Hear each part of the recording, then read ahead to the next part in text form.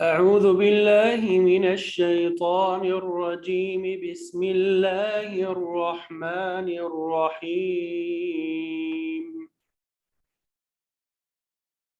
وإذ أوحيت إلى الحواريين أن آمنوا بي وبرسولي قالوا آمنا واشهد بأننا مسلمون. إذ قال الحواريون يا عيسى ابن مريم هل يستطيع ربك أن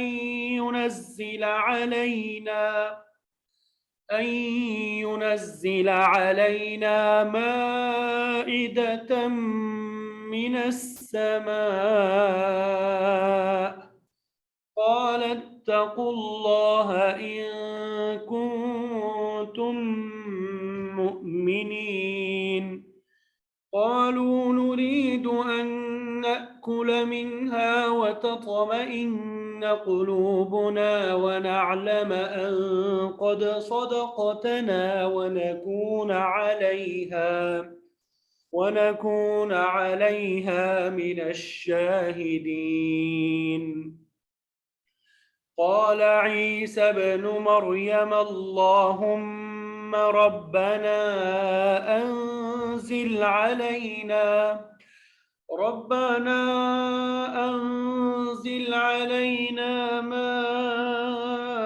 مائدة من السماء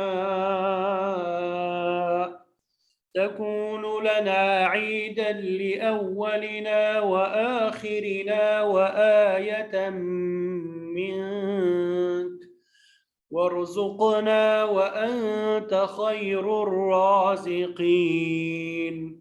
قال الله إني منزلها عليكم فمن يكفر بعد منكم فإني أعذبه عذابا لا أعذبه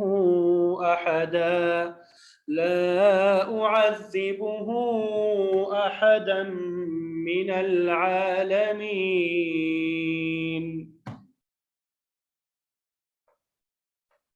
صدق الله العظيم.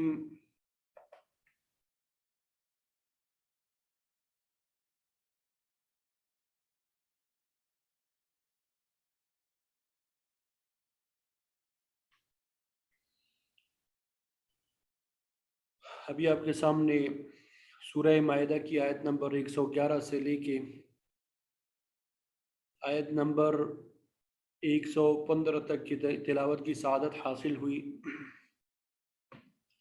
इसका तर्जुमा पहले हम करते हैं, फिर इसकी तफसीर इंशाअल्लाह बयान करेंगे। वइज़ औहैतु, व का माना है और, इज़ जब, औहैतु मैंने दिल में डाला, औहैतु मैंने दिल में डाला, इलल हवारियीना हवारियों के, अन के आमिनु तुम ईमान लाओ, आमिनु तुम ईमान लाओ, भी मुझ पर, व बिरसूली और मेरे पैगंबर पर। क़ालू वो कहने लगे, आमन्ना हम ईमान लाए, वशहद और आप गवाह रहें, बिअन्नना कि बेशक हम, मुस्लिमून फर्माबरदारी करने वाले हैं, कि हम मुसलमान हैं।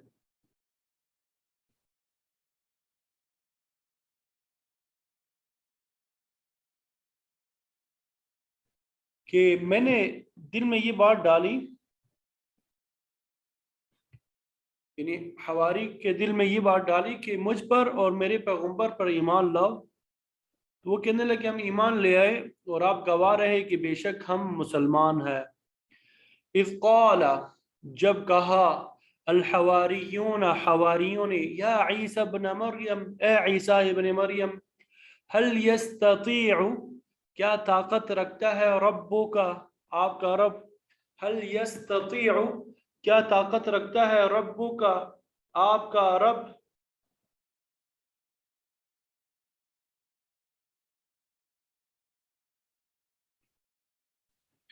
ان ينزل کہ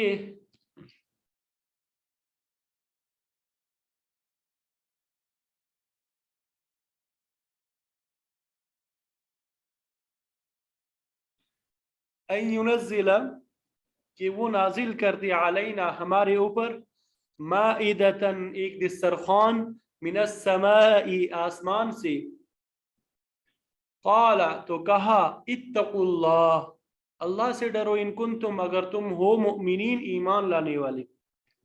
یہ جب حواریوں نے کہا کہ اے عیسیٰ ابن مریم کیا آپ کا رب اس بات کی قدرت رکھتا ہے کہ ہم پر آسمان سے ایک دسترخوان نازل کر دے تو انہوں نے کہا کہ اللہ سے ڈرو اگر تم ایمان لانے والے ہو لیکن اگر تم مومن ہو تو اس طرح تقاضا کرنے سے ڈرو اللہ تعالیٰ سے ڈرو اس طرح تقاضے مت کرو اس طرح کے تقاضے مت کرو. قالوا تو انہوں نے کہا وہ کہنے لگے نرید ہم چاہتے ہیں ان نأکلا کہ ہم کھائے منہا اس میں سے وتطمئن اور مطمئن ہو جائے قلوبنا ہمارے دل ونعلم اور ہم جان لے ان قد صدقتنا کہ یقیناً تو نے ہم سے سچ کہا ان قد صدقتنا تو نے ہم سے سچ کہا ونکون اور ہم ہو جائیں علیہا اس پر من الشاہدین گواہی دینے والوں میں. تو قالو وہ کیا کہنے لگے کہ ہم چاہتے ہیں کہ ہم اس میں سے کھائیں اور ہمارے دل مطمئن ہو جائے اور ہم جان لیں کہ آپ نے ہم سے سچ فرمایا ہے اور ہم اس پر گواہ بن جائیں. قال عیسیٰ ابن مریم تو عیسیٰ ابن مریم نے کہا فرمایا اللہم اے اللہ ربنا اے ہمارے پروردگار انزل آپ نازل فرما دیجیے علینا ہمارے اوپر مائدتن ایک دسترخوان من السماء آسمان سے تکون ہو جائے گا وہ لنا ہمارے لیے عیدن خوشی کا ذریعہ وہ دسترخوان ہمارے لیے کیا ہوگا خوشی کا ذریعہ ہوگا. لأولنا ہمارے پہلوں کے لیے اول پہلا نہ ہمارے لی کے لیے ہمارے پہلوں کے لیے وآخرنا اور ہمارے پچھلوں کے لیے وآیۃ من کا اور نشانی ہو جائے گا من کا آپ کی طرف سے ورزقنا اور ہمیں رزق دے دی وانت خیر الرازقین اور آپ ہی بہترین رزق دینے والے ہیں وانت خیر الرازقین اور آپ ہی بہترین رزق دینے والے ہیں. تو عیسیٰ ابن مریم نے پھر یہ دعا کی کہ ہمارے پروردگار ہم پر آسمان سے دسترخوان نازل فرما جو ہمارے پہلوں اور پچھلوں کے لیے خوشی کا باعث ہو اور تیری ایک نشانی بن جائے اور تو ہمیں رزق عطا فرما تو ہی سب سے بہترین رزق عطا فرمانے والا ہے. قال اللہ تعالیٰ نے فرمایا انی بے شک میں منزلها اسے نازل کرنے والا ہوں علیکم تم پر فمن یکفر بس جو کوئی بھی کفر کرے گا بعد اس کے بعد منکم تم میں سے یعنی تم میں سے جو بھی اس کے بعد کفر کرے گا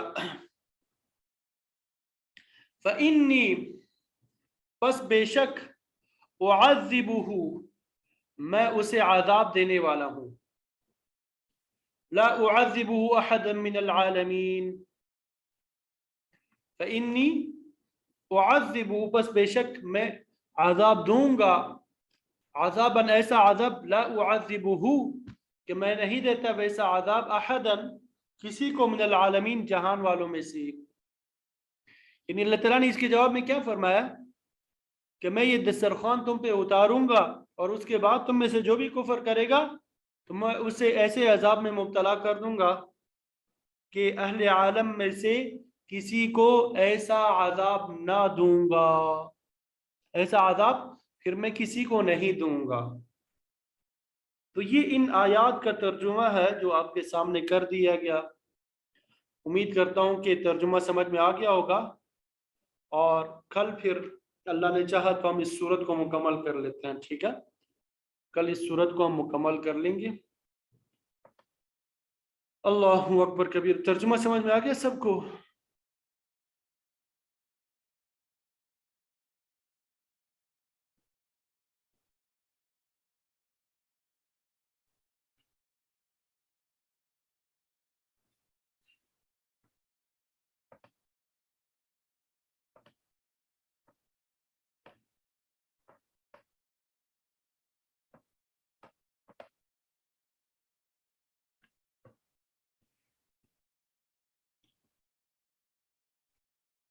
تو پہلی آیت جو ہے وَإِذَا أَوْحَيْتُ إِلَى الْحَوَارِيِّينَ أَنْ آمِنُوا بِي وَبِرَسُولِي قَالُوا آمَنَّا وَاشْهَدْ بِأَنَّنَا مُسْلِمُونَ۔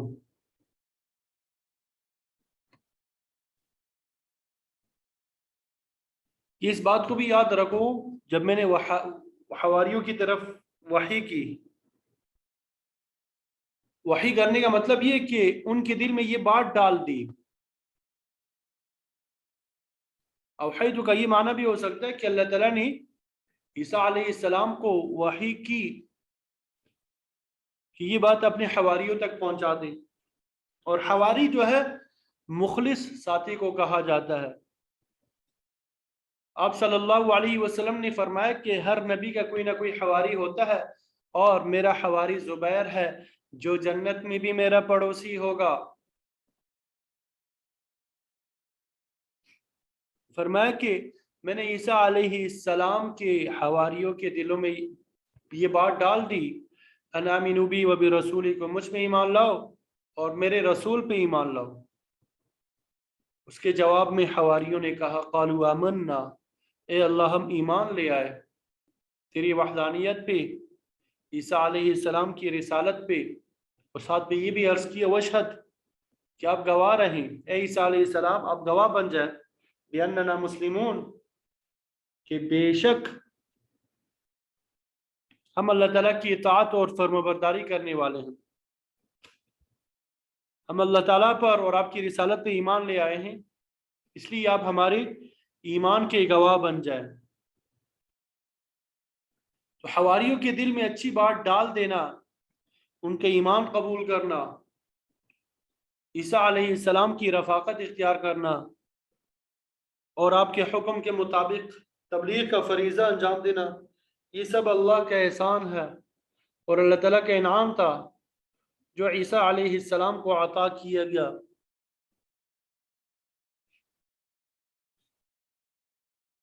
پھر اس کے بعد اگلی آیت میں فرمایا گیا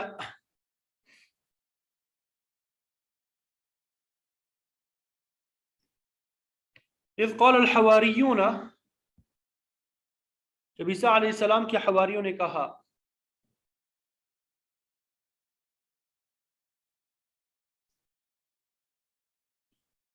اصل میں سورہ صف میں موجود 28ویں پارے میں کہ عیسیٰ علیہ السلام نے فرمایا تھا من انصاری اللہ، کہ اللہ تعالیٰ کے راستے میں میرا مددگار کون ہوگا، تعاون کون کرے گا؟ تو حواریوں نے کہا تھا نحن انصار اللہ، کہ ہم اللہ کے راستے میں آپ کے مددگار ہیں، آپ کا تعاون کرنے والے ہیں،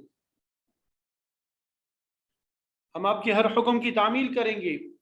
تو اللہ تعالیٰ نے حواریوں کے انصار اللہ بن جانے کو بطور احسان شمار کیا۔ تو پھر یہاں پہ ابھی جو آیت آپ کے سامنے تلاوت کی، دوسری آیت، اس میں حواریوں کی طرف سے دسترخوان کے نزول کی درخواست ہے، اور پھر عیسیٰ علیہ السلام نے جو ابتدائی جواب دیا اس کا ذکر ہے۔ عیسیٰ علیہ السلام نے حواریوں سے کہا اذ قال یا عیسیٰ ابن مریم، اب عیسیٰ علیہ السلام کے حواریوں نے کہا اے عیسیٰ ابن مریم هل یستطیع ربک، کیا تیرا پروردگار طاقت رکھتا ہے کہ ہمارے اوپر دسترخوان آسمان سے نازل کرے؟ تو یہ وہ درخواست ہے جو عیسیٰ علیہ السلام کے مخلص متبعین نے آپ کی معرفت اللہ تعالیٰ سے کی۔ اس کے جواب میں عیسیٰ علیہ السلام نے فرمایا اتقوا اللہ، اللہ سے ڈرو، اس قسم کے سوال نہ کرو، ان کنتم مؤمنین، اگر تم صحیح معنی میں ایمان لانے والے ہو۔ تو عیسیٰ علیہ السلام اور آپ کے حواریوں کے درمیان اس مکالمے میں کئی نکات پیدا ہوتے ہیں۔ عیسائیوں کا ایک فرقہ عیسیٰ علیہ السلام کی ابن اللہ ہونے کا قائل ہے، یعنی آپ کو اللہ کا بیٹا کہتا ہے، لیکن اس آیت میں یا عیسیٰ ابن مریم کے الفاظ سے واضح رہا ہے کہ عیسیٰ علیہ السلام کے اصل جو پیروکار تھے انہوں نے آپ کو عیسیٰ ابن مریم کہہ کے پکارا، عیسیٰ ابن اللہ کہہ کے نہیں پکارا۔ اور آگے پھر آیات میں آئے گا کہ قیامت کے دن اللہ تعالیٰ بھی آپ کو اسی نام سے پکاریں گے، اذ قال اللہ یا عیسیٰ ابن مریم۔ تو یہ ایک واضح حقیقت ہے کہ اللہ تعالیٰ نے عیسیٰ علیہ السلام کو ایک مقدس خاتون کے بطن سے باپ کے واسطے کے بغیر اپنی قدرت کاملہ اور حکمت بالغہ کے ساتھ پیدا کیا۔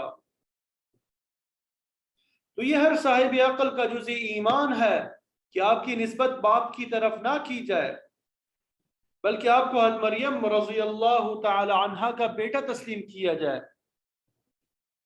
حدیث میں آتا ہے کہ آپ صلی اللہ علیہ وسلم نے فرمایا جو شخص اللہ تعالیٰ کی وحدانیت اور میری نبوت کی گواہی دے گا اور اس بات کی بھی گواہی دے گا کہ عیسیٰ علیہ السلام اللہ کے بندے، اس کے رسول اور اس کا کلمہ ہے جسے اللہ تعالیٰ نے فرشتے کے ذریعے حضرت مریم رضی اللہ تعالی عنہا کے گریبان میں ڈالا، جو شخص یہ بھی گواہی دے گا کہ جنت اور دوزخ برحق ہے، اللہ تعالیٰ اسے نجات عطا فرمائیں گے۔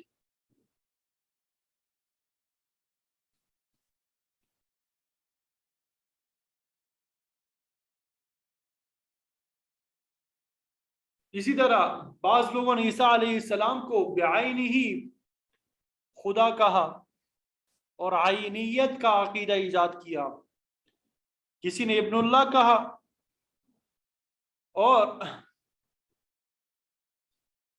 اس طرح مختلف عقائد تھے ان کے عیسائیوں کے، آپ کو پہلے بھی بتا چکا ہوں۔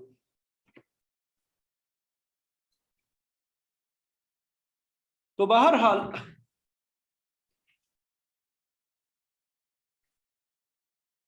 اگلی آیت میں هل يستطيع ربك کا معنی یہ ہے کہ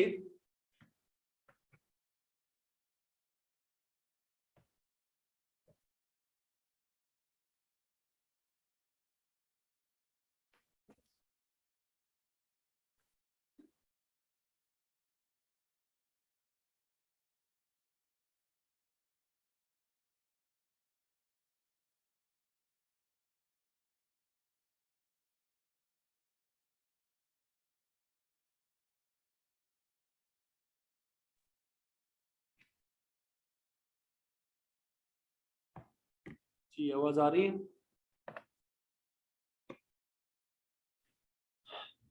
هل يستطيع کے بارے میں بتا رہا تھا کہ اس کا معنی ہے کہ اے عیسیٰ علیہ السلام، کیا آپ کا پروردگار اس بات کی طاقت رکھتا ہے کہ ہم پہ دسترخوان نازل فرما؟ تو یہاں پر اللہ تعالیٰ کی قدرت پر اشکال پیدا ہوتا ہے کہ کیا عیسیٰ علیہ السلام کے حواریوں کو شک تھا کہ اللہ تعالیٰ دسترخوان کے نزول پہ قادر ہے کہ نہیں؟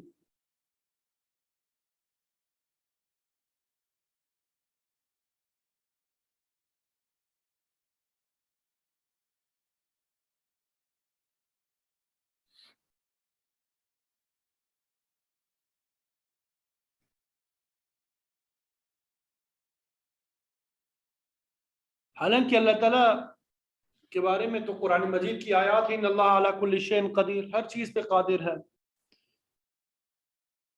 فعال لما یرید، وہ جو چاہے کر سکتا ہے، تو اس کی ذات میں شک کرنے کا کیا مقصد ہے؟ تو اس کے جواب میں مفسرین فرماتے ہیں کہ یہاں پر تستطیع کو لازم بول کے ملزوم مراد لیا گیا، اور یستطیع کا مقصد یفعل ہے۔ اس طرح معنی یہ ہوگا کہ اے عیسیٰ علیہ السلام، کیا تیرا پروردگار ایسا کرے گا کہ ہم پر آسمان سے دسترخوان نازل فرما دے؟ یہ بالکل اس قسم کا محاورہ ہے جس طرح کوئی شخص کسی بڑے آدمی، امیر یا حاکم یا وزیر کو یوں کہے کہ آپ مجھے 2 لاکھ روپے دینے کی استطاعت رکھتے ہیں، یعنی کیا آپ مجھے اتنی رقم ادا کریں گے؟ تو مفسرین جو ہے فرماتے ہیں کہ اس لفظ سے اللہ تعالیٰ کی قدرت میں شک والی بات نہیں ہے، بلکہ درخواست پیش کرنے کے ایک انداز ہے جس سے غلط فہمی پیدا ہوتی ہے، حقیقت میں ایسا نہیں ہے۔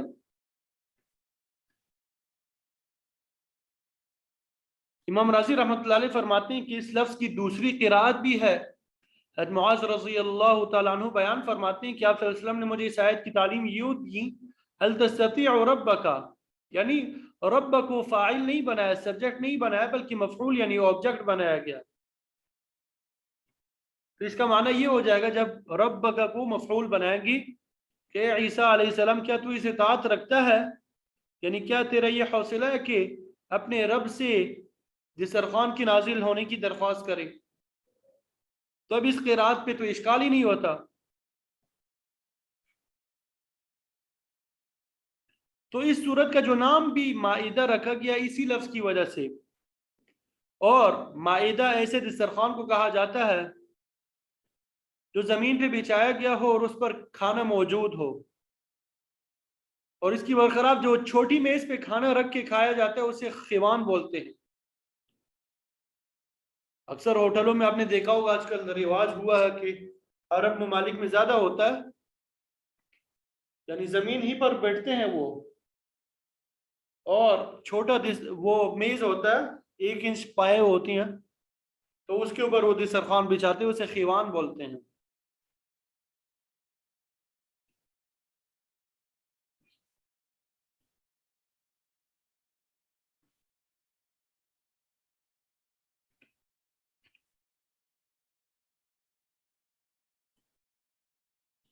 تو حواریوں کی فرمائش کے جواب میں عیسیٰ علیہ السلام نے ان سے 2 باتیں کی، ایک تو یہ کہ اللہ تعالیٰ سے ڈرو، اور دوسری یہ کہ اگر تم ایماندار ہو، یعنی اللہ تعالیٰ سے ڈرنے سے مقصود یہ تھا کہ اللہ تعالیٰ قادر مطلق ہے، وہ جو چاہے کر سکتا ہے، تو اس کی قدرت اور طاقت میں شک کرنے سے ڈرو، کیونکہ یہ غلط بات ہے۔ عیسیٰ علیہ السلام نے دوسری بات میں حواریوں کی ایمان کا جائزہ لیا۔ کسی ایماندار آدمی کے لیے یہ مناسب نہیں ہے کہ وہ غیر معمولی فرمائش کرے یا نبی سے معجزات طلب کرے۔ شاہ عبد القادر محدث دہلوی رحمۃ اللہ علیہ لکھتے ہیں کہ اللہ تعالیٰ کتنا بھی مہربان کیوں نہ ہو، بندوں کو اس کی آزمائش نہیں کرنی چاہیے، کیا اللہ تعالیٰ میری بات مانتا ہے یا نہیں، کیونکہ یہ چیز ادب کے سراسر خلاف ہے۔ شاہ صاحب فرماتے ہیں کہ ہر انسان کو روزی ہمیشہ جائز ذرائع سے ہی طلب کرنی چاہیے۔ دسترخوان کے نازل ہونے کی فرمائش کرنا یہ جائز اور درست ذرائع روزی میں سے نہیں ہے، یہ تو فرمائش اور امتحان کا راستہ ہے۔ اللہ تعالیٰ نے تجارت، زراعت، ملازمت، محنت، مزدوری وغیرہ کو جائز ذرائع روزی میں شمار کیا ہے، تو روزی انہی ذرائع سے حاصل کرنی چاہیے۔ فرمایا کہ فاتقوا اللہ واجملوا فی الطلب، اللہ تعالیٰ سے ڈرو اور روزی کے لیے جائز ذرائع اختیار کرو۔ انسان کو یہ چیز اچھی طرح ذہن نشین کرنی چاہیے کہ روزی اتنی ہی میسر آئے گی جتنی اللہ تعالیٰ کے علم میں مقدر ہے۔ انسان کتنی بھی کوشش کرے اسے اپنے مقدر سے ایک دانہ بھی زیادہ نہیں مل سکتا۔ ان الرزق لا يطلب الانسان كما يطلبه اجله، کہ ہر انسان کو روزی اسی طرح تلاش کرتی پھرتی ہے جس طرح موت اس کی تلاش میں رہتی ہے۔ جس طرح انسان کو موت ایسی جگہ پہ آ جاتی ہے تو اس کے وہم و گمان میں بھی نہیں ہوتی، اسی طرح اللہ تعالیٰ اسے روزی بھی ایسے ذرائع سے دیتا ہے من حیث لا يحتسب، جہاں اس کا گمان بھی نہیں ہوتا۔ کسی شخص کی روزی کا ایک دانہ بھی دوسرا شخص حاصل نہیں کر سکتا، اس لیے روزی حلال اور جائز ذرائع سے ہی تلاش کرنی چاہیے۔ تو یہ تمام باتیں عیسیٰ علیہ السلام کی اس فرمان میں آ جاتی ہے کہ اللہ سے ڈرو اگر تم ایماندار ہو۔ عیسیٰ علیہ السلام کی اس تنبیہ کے بعد حواریوں نے اپنی فرمائش کی وضاحت کرتے ہوئے کہا، عرض کیا کہ حضرت ہماری یہ فرمائش کسی قسم کی آزمائش کے لیے نہیں، بلکہ نرید ان نأکل منہا، ہماری خواہش ہے کہ ہم اللہ کی طرف سے براہ راست نازل کیے ہوئے متبرک کھانے کھائیں۔ آپ کے ہاتھ پر اللہ تعالیٰ معجزات کا اظہار فرماتا ہے، ہم بھی اس قسم کا غیر معمولی کھانا چاہتے ہیں، اور یہ بھی ہو سکتا ہے تو اس وقت حواریوں کے پاس کھانے کا ذخیرہ ختم ہو چکا ہو اور ظاہری طور پہ کوئی کھانا حاصل کرنے کی صورت نظر نہ آتی ہو، تو انہوں نے ان حالات میں آسمانی کھانے کی فرمائش کی اور عیسیٰ علیہ السلام سے اس کے لیے دعا کی درخواست کی ہو۔ کھانے میں برکت کے بعض واقعات آپ صلی اللہ علیہ وسلم کے زمانے میں بھی پیش آئے۔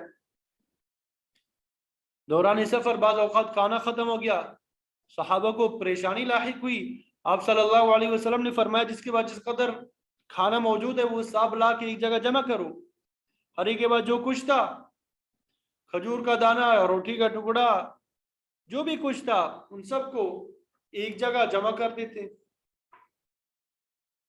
آپ صلی اللہ علیہ وسلم نے دعا فرمائی تو اللہ تعالیٰ نے اس کھانے میں اتنی برکت عطا فرمائی کہ ہزاروں کے لشکر نے اپنے اپنے برتن بھرے۔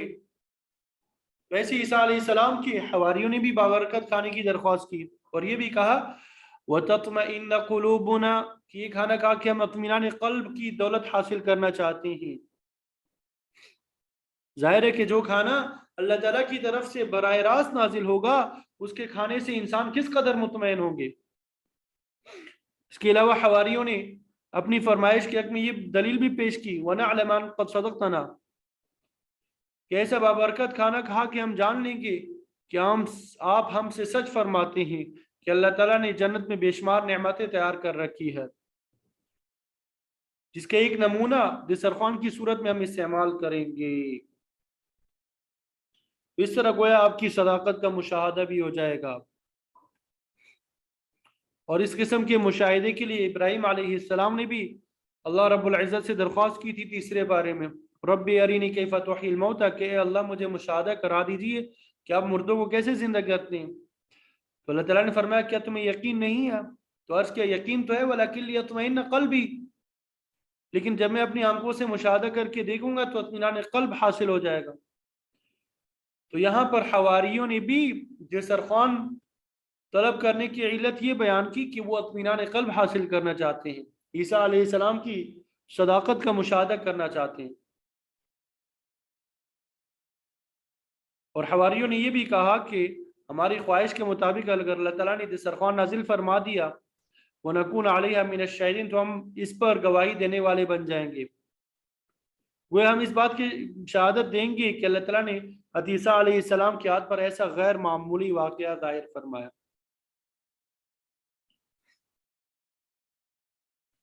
عیسیٰ علیہ السلام کے حواریوں نے دسترخوان کے نزول کا مطالبہ کر کے بابرکت روزی حاصل کرنے کی خواہش کی تاکہ انہیں سکون قلب حاصل ہو، کیونکہ یہ حلال اور بابرکت روزی ہوگی اور حلال روزی سے ہی انسان کو سکون قلب حاصل ہوتا ہے۔ اس کے برخلاف جو مشکوک حرام اور ناجائز خوراک سے کسی کو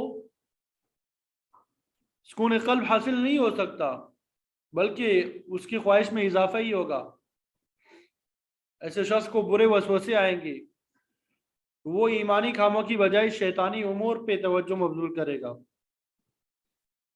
اور اکثر لوگ جو ہے عبادت کی لذت سے اسی وجہ سے محروم ہوتے ہیں کہ ان کی خوراک درست نہیں ہوتی، تو عبادت کیسے مقبول ہوگی جب پیٹ حرام مال سے بھرا ہو۔ تو الغرض اس گفتگو سے عیسیٰ علیہ السلام کو یقین ہو گیا کہ ان کے حواری یہ دسترخوان کے نزول کا مطالبہ کسی شک کی وجہ سے نہیں کر رہے بلکہ وہ اس کا مشاہدہ کر کے سکون قلب حاصل کرنا چاہتے ہیں، اور یہ کوئی غلط مطالبہ بھی نہیں ہے۔ اسی لیے اللہ تعالیٰ نے ابراہیم علیہ السلام کی مشاہدے اور اطمینان قلب کی درخواست کو رد نہیں فرمایا، آپ کی خواہش کو پورا کر دیا۔ پھر آپ نے اللہ تعالیٰ کی بارگاہ میں دعا کی درخواست کی،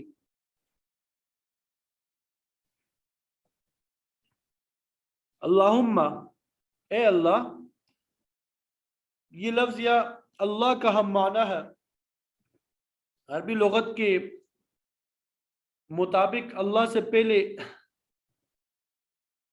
یا کو ختم کر کے بعد میں ہم بڑھا دیا جائے، اللہ ہم بن جاتا ہے، لیکن معنی وہی ہے کہ اے اللہ، یعنی شیروں میں جو یا ہے یا اللہ، یا کو ختم کر دیا آخر میں ہم بڑھا دیا تو اللہ ہم ہو جائے گا، اور معنی ہے یا اللہ کے ہوں گے، اے اللہ۔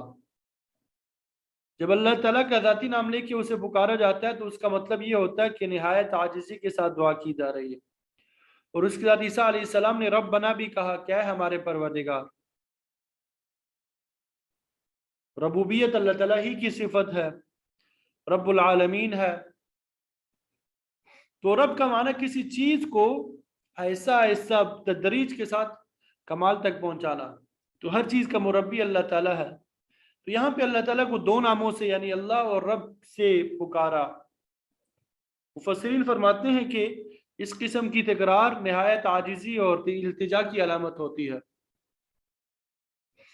عیسیٰ علیہ السلام نے کہا کہ اے ہمارے پروردگار، ہم تیرے سامنے یہ درخواست کرتے ہیں کہ انزل علینا مائدۃ من السماء، آسمان کی طرف سے ہمارے اوپر بھرا ہوا دسترخوان نازل فرما دے جس میں کھانا ہو، تکون لنا عیدا لاولنا واخرا، کہ ہمارے اگلوں اور پچھلوں کے لیے عید کا دن ہو، یعنی ہم بھی اسے خوشی کے دن کے طور پہ منا سکیں، اور ہمارے بعد میں آنے والے بھی اس کا تذکرہ عید کے طور پہ کر سکیں۔ عربی زبان میں خوشی کے ساتھ لوٹ کر آنے والی چیز کو عید کہتے ہیں، تو ہر سال لوٹ کر آنے والی عید کا یہی مفہوم ہے۔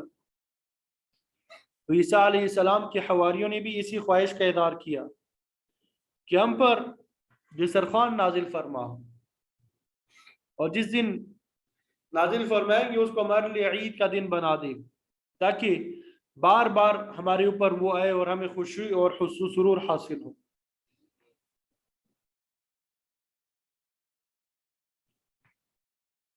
تو عید کا تصور جو ہے تمام اقوام میں پایا جاتا ہے، اور اس کے لیے بہترین دن وہ ہوتا ہے جس دن کوئی نعمت جو ہے میسر آئے۔ مسلمانوں کے لیے جمعے کا دن بھی عید کا دن ہے، کیونکہ اس دن اللہ تعالیٰ کی انعامات میں اضافہ ہوتا ہے، اور اہل ایمان کی عبادت کی فضیلت بڑھ جاتی ہے۔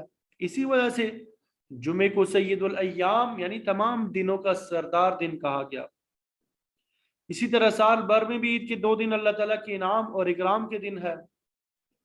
عید الفطر جو ہے مسلمانوں کے لیے تکمیل رمضان کا دن ہوتا ہے، پورے ایک مہینے کے روزے رکھنے کے بعد روزے دار کو لازمی طور پہ خوشی حاصل ہوتی ہے، تو یہ عید کا دن کہلاتا ہے۔ اور اسی طرح عید الاضحیٰ کے دن دنیا بھر کے مسلمانوں کو اللہ کی بارگاہ میں نہایت اخلاص کے ساتھ جانوروں کی قربانی پیش کرنے کا موقع ملتا ہے، جو کہ اللہ تعالیٰ کا بہت بڑا انعام ہے۔ حجاج کرام یہ قربانی وقوف عرفہ سے اگلے دن کرتے ہیں، جو کہ تکمیل حج کی علامت ہے، اور یہ بھی اللہ تعالیٰ کا بہت بڑا انعام ہے۔ تو بہرحال یہ دن اہل ایمان کے لیے خوشی کے دن یعنی عید کے دن ہوتے ہیں، اور حضرت علی رضی اللہ تعالیٰ عنہ سے یہ بات بھی منقول ہے کہ ہر وہ دن جس میں اللہ تعالیٰ کی نافرمانی نہ ہو وہ ہمارے لیے خوشی کا دن ہے۔ تو عید کے دن، عید کے ایام میں بھی ہمیں اس بات کا خیال رکھنا چاہیے کہ اللہ تعالیٰ کی کوئی نافرمانی نہ ہو۔ اللہ تعالیٰ کی نافرمانی والے کاموں سے عید والے دن بھی جو ہے وہ انسان کو بچنا چاہیے۔ تو عید کا دن جو ہے عام طور پہ خوشی کا دن بھی ہوتا ہے، لیکن بعض اوقات اس میں غم بھی لاحق ہوتا ہے۔ جو شخص کسی تکلیف میں یا پریشانی میں مبتلا ہو تو اس کے لیے عید کا دن جو ہے مزید پریشانی کا باعث بن جاتا ہے۔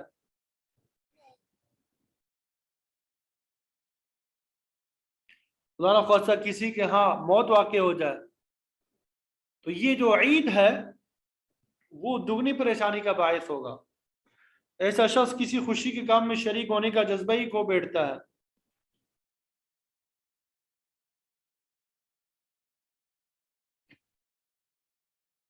علامہ اقبال مرحوم رحمۃ اللہ علیہ نے بھی فرمایا تھا، عید آزاداں شکوہ ملک و دین، عید محکومہ ہجوم مؤمنین، کہ آزاد لوگوں کی عید ملک اور دین کے لیے باعث عزت اور شرف ہوتی ہے، اور غلاموں کی عید تو صرف ایک ہجوم ہوتا ہے کہ مل کے شور کریں۔ غلامی کی زندگی میں عید کا تصور جو ہے قائم نہیں ہو سکتا جو آزادی کی فضا میں قائم ہوتا ہے۔ بہرحال عید کا مفہوم خوشی کے ساتھ وابستہ ہے، جو دن خوشی کے ساتھ پلٹ کر آئے وہ عید کا دن ہوتا ہے، اور وہ دن عید کا دن کہلانے کا زیادہ مستحق ہے جس دن کوئی نعمت نصیب ہو۔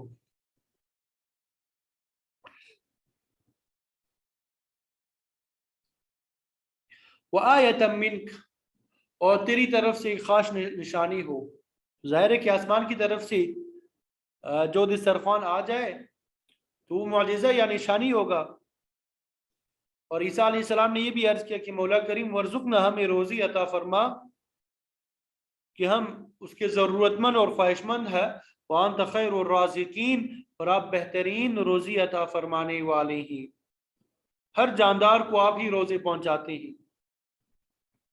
ان اللہ هو الرزاق ذو القوة المتین، اللہ تعالیٰ ہی روزی پہنچانے والے اور مضبوط ہے۔ روزی کے جتنے بھی اسباب ہیں وہ اللہ تعالیٰ ہی کے قبضے قدرت میں ہے، اسی لیے عیسیٰ علیہ السلام نے اللہ تعالیٰ ہی سے روزی پہنچانے کی دعا کی، تو اس کے جواب میں اللہ تعالیٰ نے فرمایا انی منزلها علیکم، میں اسے اتارنے والا ہوں تم پہ۔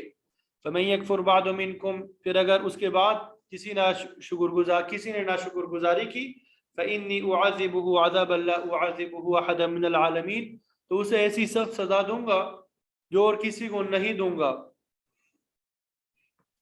تو عیسیٰ علیہ السلام نے دعا کی تو آسمان پہ بادل نمودار ہوئے، اور ان کے درمیان فرشتے دسترخوان اٹھائے ہوئے تھے، وہ نازل ہوا، اس میں 5 یا 7 روٹیاں تھیں اور اتنی ہی تلی ہوئی مچھلیاں تھیں، سرکہ، نمک، مختلف سبزیاں اور زیتون کا تیل بھی تھا۔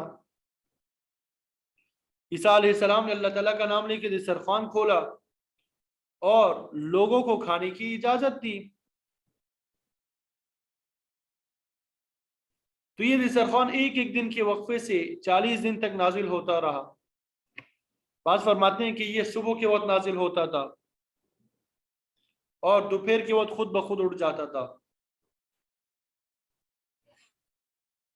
یہاں پہ دسترخوان کے نازل ہونے کا ذکر تو موجود ہے کہ اس کے لیے دعا کی گئی، لیکن فی الحقیقت نازل ہونے کا صراحتاً ذکر نہیں ہے۔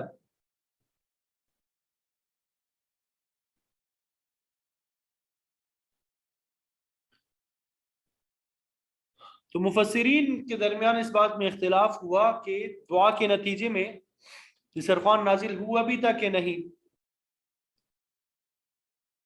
حضرت مجاہد رحمۃ اللہ علیہ فرماتے ہیں کہ مائدہ جو ہے دسترخوان نازل نہیں ہوتا کیونکہ اللہ تعالیٰ نے جس سخت سزا کی وعید سنائی تھی، حواری اس سے ڈر کر خاموش ہو گئے اور اس کے نزول پہ اصرار نہیں کیا۔ اور دیگر مفسرین فرماتے ہیں کہ فی الحقیقت نازل ہوا تھا، کیونکہ قرآن مجید کی جو آیت ہے انی منزلها علیکم، کہ میں تم پہ نازل کرنے والا ہوں، یہ حکمت سے خالی نہیں ہے، تو یقیناً نازل ہوا۔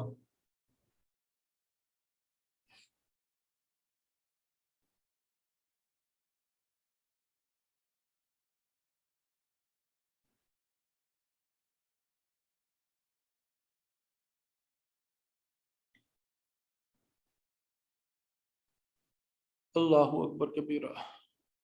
بہرحال پھر اس کے بعد اللہ تعالیٰ نے فرمایا کہ میں یہ فرمائش کو قبول کرتا ہوں اور دسترخوان اتارنے والا ہوں،